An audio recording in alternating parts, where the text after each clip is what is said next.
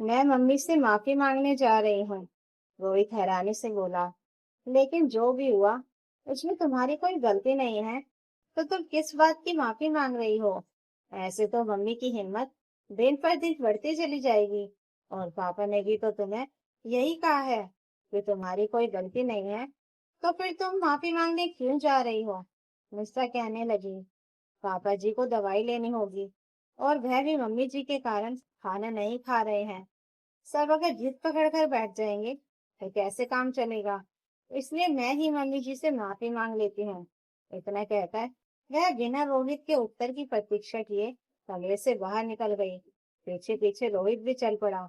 सास के कमरे के बाहर पहुंचकर उसने धीरे से दरवाजे पर दस्तक दी, तो उसके ससुर मोहनलाल जी बोले, आ जाओ बहू। निशा सिर झुकाए हुए कमरे में पहुंची, तो उसकी सास कमला देवी मुंह फुलाकर बैठी हुई थी। वह धीरे से बोली, सॉरी मम्मी जी, मुझे माफ कर दीजिए। आगे से ऐसी गलती नहीं होगी। कमला देवी गुस्से में बोली, तेरे सॉरी बोलने से रुपए का जो नुकसान हुआ वह वापस आ जाएगा क्या? निशा को एक बार फिर बहुत जोर से गुस्सा आया, लेकिन उसने अपने गुस्से पर नियंत्रण किया और धीरे से बोली, नहीं मम्मी जी, वह रुपए तो वापस नहीं आएंगे, लेकिन वादा करती हूँ कि आगे से कभी भी ऐसे रुपए नहीं लौटाऊंगी। उसकी सास यह बात सुनकर थोड़ी सामान्य हुई और कहने लगी, तो चलो सबके लिए खाना लगाओ, मैं अभी हाथ मुंह धोकर आती हूँ। वह वॉशरूम में चली गई तो मोहनलाल जी बोले, बहू, तुमने अपनी सास से माफी क्यों मांगी, जबकि तुम्हारी तो कोई गलती भी नहीं थी? निशा कहने लगी, पापा जी, अब आप चिंता मत करिए। आज मैं समझ लूंगी कि मम्मी जी का दिन था, लेकिन एक दिन मेरा भी आएगा। इतना कहकर वह किचन में खाना गर्म करने के लिए चली गई। रात के 10 बज चुके थे, लेकिन अभी तक घर वालों ने खाना नहीं खाया था। निशा को भी अगले दिन ऑफिस जाना था, इसलिए वह जल्दी जल्दी हाथ चलाने लगी।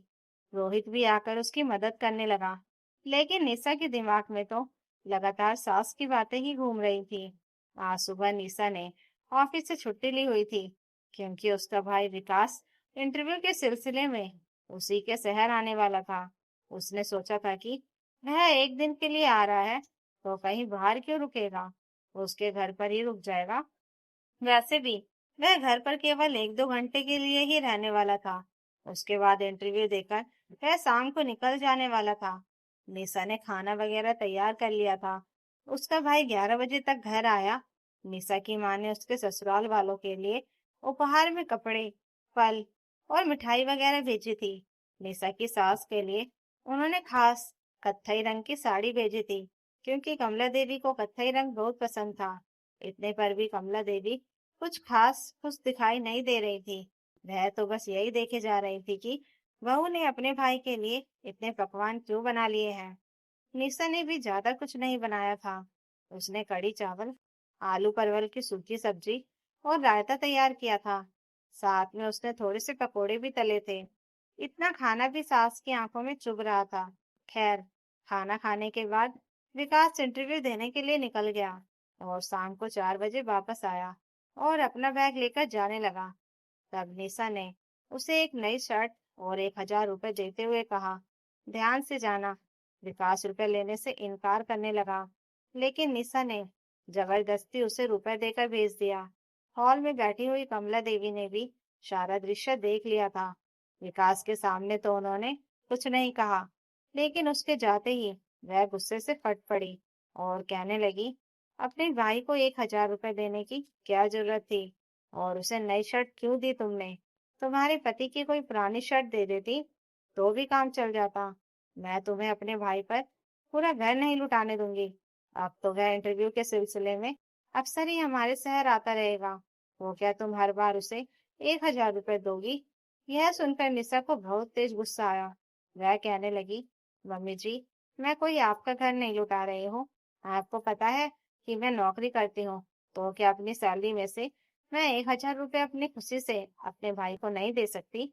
वैसे भी वह कितने सारे फल, मिठाई और सबके लिए उपहार लेकर आया है। यह सारा सामान ही 3-4 हजार का होगा, तो 1,000 रुपए मैंने अपने भाई को दे दिए, तो क्या गलत किया?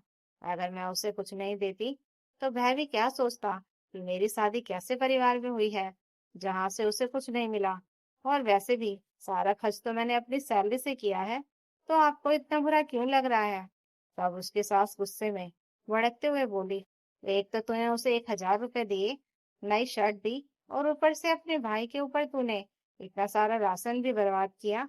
बेसन और तेल मुफ्त में आता है क्या? तूने किससे पूछकर उसके लिए पकवान बनाए थे? सास का इतना छोटा दिल देखकर निशा हैरान रह गई थी। उसकी शादी को केवल 3 महीने ही हुए थे। उसे तो पता ही नहीं था कि सास का व्यवहार ऐसा होगा, वरना वह तो अपने भाई को मना कर देती कि तू ज्यादा सामान लेकर मेरे घर मत आना। उसका मन गुस्से से भर उठा था, इसलिए अब वह तमतमाए हुए चेहरे के साथ अपने कमरे में जाने लगी। तो उसकी सास कहने लगी, याद रखना बहू, आगे से तुम्हारे मायके से कोई भी आए तो उसे कुछ भी नहीं देना है, और इतने ज्यादा व्यंजन बनाने की भी जरूरत नहीं है। तुम बहू हो तो बहू की तरह रहो, घर की मालकिन बनने की कोशिश मत करो। निशा भी गुस्से में बोली, मेरी कमाई है तो मैं अपने अनुसार खर्च नहीं कर सकती क्या? तो सास कहने लगी, तुम्हारी कमाई है तो क्या हुआ, तुम रहती तो मेरी छत के नीचे हो, तो तुम्हें अपनी कमाई भी मुझसे पूछकर ही खर्च करनी होगी। निशा स्तब्ध रह गई थी, क्योंकि सैलरी आते ही उसकी सास घर खर्च के नाम पर उससे कुछ ना कुछ रुपए ले ही लिया करती थी। बाकी बचे हुए रुपए को वह बचा कर रखती थी। उसे तो उम्मीद ही नहीं थी कि उसकी सास ऐसा भी कर सकती है। उसकी आंखों में आंसू आ गए। उसकी सास कहने लगी, यह अपनी कमाई का दोष जमाती है। आने दे तेरे पति को और ससुर जी को, मैं तुझे अच्छा सबक सिखाती हूँ। इतना कहकर वह गुस्से में अपने कमरे में चली गई। निशा का मन पीड़ा से भर उठा था कि उसकी सास का स्वभाव कैसा है। खैर, शाम होने वाली थी, तो उसने चाय नाश्ता तैयार कर दिया, लेकिन उसकी सास ने चाय और नाश्ते को हाथ तक नहीं लगाया। निशा बड़ी परेशान हो गई थी। रात को भी खाने के समय उसकी सास ने बहुत तमाशा किया और अपने पति और बेटे से भी बहू की शिकायत की। तब मोहन लाल जी और रोहित दोनों कमला देवी को ही समझाने लगे। इस बात पर वह भड़क गई और तब से कमरे में जाकर बैठी हुई थी। घर में किसी ने भोजन को हाथ तक नहीं लगाया था। तो अनंत, निशा ने अपनी सास से माफी मांग ली थी, लेकिन वह सास को सबक सिखाने के बारे में सोच रही थी। और 2 सप्ताह के बाद उसे यह मौका मिल भी गया। उस दिन कमला देवी की छोटी बहन मंदिर में दर्शन करने के लिए आई थी, तो वह कमला देवी के यहाँ भी मिलने के लिए आ गई। अपने साथ प्रसाद के साथ साथ घर वालों के लिए कुछ न कुछ उपहार लेकर भी आई थी। जब वहां से जाने लगी, तो कमला देवी अपने कमरे में गई और अलमारी में से कुछ रुपए और एक नई साड़ी निकालने लगी। तभी निशा उनके कमरे में आ गई और कहने लगी, मम्मी जी, ये क्या कर रही हैं आप? तो वह कहने लगी, कुछ नहीं बहू, मेरी बहन इतना सारा सामान लेकर आई है, अब वह जा रही है तो उसे लिफाफा दे देती हूँ। वह बच्चों के लिए कुछ खरीद लेगी, और छोटी के लिए एक साड़ी भी ली थी मैंने, वही दे रही हूँ। तब निशा व्यंग्य से मुस्कुराते हुए बोली, मम्मी जी, आप अपनी बहन पर घर लुटा सकती हैं क्या? यह सुनकर कमला देवी हैरानी से बहू का चेहरा देखने लगी। तब निशा बोली, मम्मी जी, अगर आप अपने मायके वालों के लिए इतना सोच सकती हैं, तो मैं अपने मायके वालों के लिए क्यों नहीं सोच सकती? वैसे तो आपकी कोई कमाई भी नहीं है, आप तो पापा जी की कमाई उड़ा रही हैं, लेकिन मैं तो अपनी सैलरी से अपने भाई को कुछ दे रही थी, तो आपको बुरा लग गया था? कलावती जी झट से बोलने लगी, अरे बहू, जरा धीरे बोलो, बाहर मेरी बहन बैठी है, उसने सुन लिया तो क्या सोचेगी?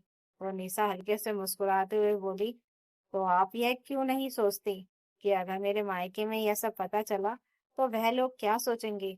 वैसे भी मेरा भाई कौन सा रोज रोज घर आता है? अगर वह कभी कभार घर आया तो अपनी कमाई से क्या उसे कोई उपहार नहीं दे सकती? क्या जिस तरह आप अपनी बहन को खुशी खुशी कुछ देना चाहती हैं, वैसे ही मैं भी अपने भाई को या मायके वालों को कुछ नहीं दे सकती? आप तो पापा जी की कमाई से दे रही हैं, लेकिन मैं तो अपनी कमाई से दूंगी ना। फिर भी आप मुझ पर रोक लगाने की कोशिश कर रही थी। उस दिन आपने कितना तमाशा किया। अब कमला देवी को कुछ सूझ नहीं रहा था, तो उन्होंने धीरे से कहा, बहू, भगवान के लिए चुप हो जाओ, वरना मेरी बहन सब सुन लेगी। उसकी नजरों में मेरी छवि खराब हो जाएगी। तुम्हें जिसे जो देना है दो, तुम्हारी मर्जी। आगे से मैं कुछ नहीं बोलूंगी। अब हटो, मेरा रास्ता छोड़ो। यह बात सुनकर निशा मुस्कुरा उठी आज उसने उचित मौके पर अपनी सास को सही सबक सिखा ही दिया था। उस दिन के बाद से तो कमला देवी ने अपने कान पकड़ लिए थे कि वह बहू के मायके वालों को लेकर कुछ नहीं बोलेंगी, क्योंकि आखिर मायका उनका भी था। तो दोस्तों, अगर आपको ये कहानी अच्छी लगी हो तो कमेंट करके जरूर बताइएगा, और नई कहानियों के लिए चैनल को सब्सक्राइब जरूर कर लीजिएगा। Thank you for watching.